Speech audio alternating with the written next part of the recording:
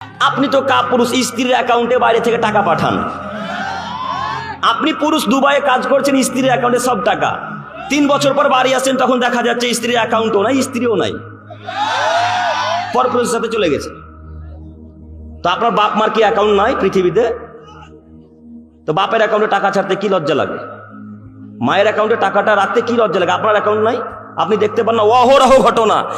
5 বছর পর বাড়ি আসছে দুবাই থেকে, মুম্বাই, দুবাই থেকে, ওই আরব থেকে, মক্কা থেকে 5 বছর কাজকর্ম করে বাড়িতে আসছে, আর বাইরে থেকে যত টাকা সব কার অ্যাকাউন্টে দিয়েছে? সব স্ত্রীর অ্যাকাউন্টে। তো এই যে স্বামীটা নাই 5 বছর পর্যন্ত, তো এরও তো কি সুবিধা অসুবিধা বুঝতে হবে। ওমর রাদিয়াল্লাহু তাআলা আনহু তার মেয়েকে বলছেন, আম্মু কতদিন তোমরা স্বামী ছাড়া থাকতে পারো? কে কাকে জিজ্ঞাসা করছেন বলেন তো?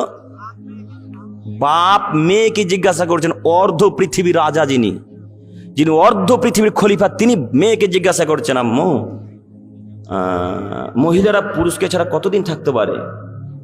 তখন আব্বুকে উত্তরে বলছেন, আব্বু 4 মাস অথবা 4.5 মাস।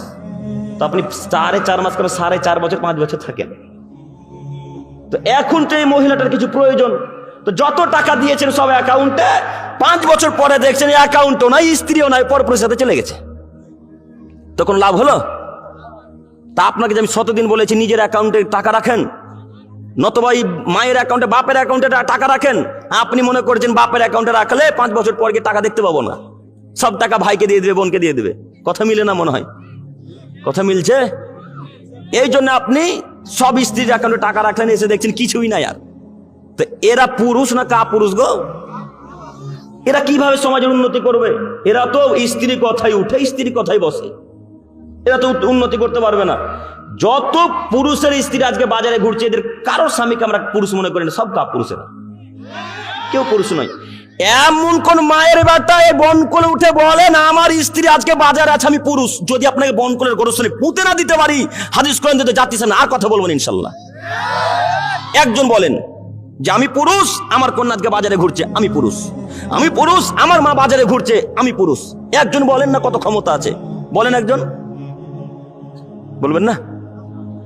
তার মানে ভেবে নিয়েছেন যে এটা আমাদের ভুল হয়েছে। আপনাকে আমি কি দিয়ে বুঝাবো বলেন? মুহাম্মদ সাল্লাল্লাহু আলাইহি ওয়াসাল্লামের বাণী।